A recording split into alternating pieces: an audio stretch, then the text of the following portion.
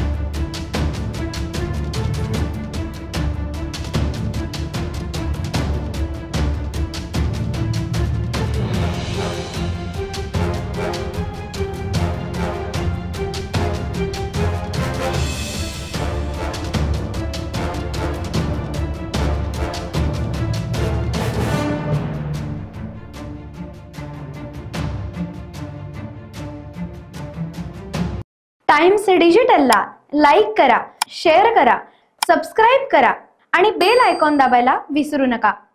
Times digital.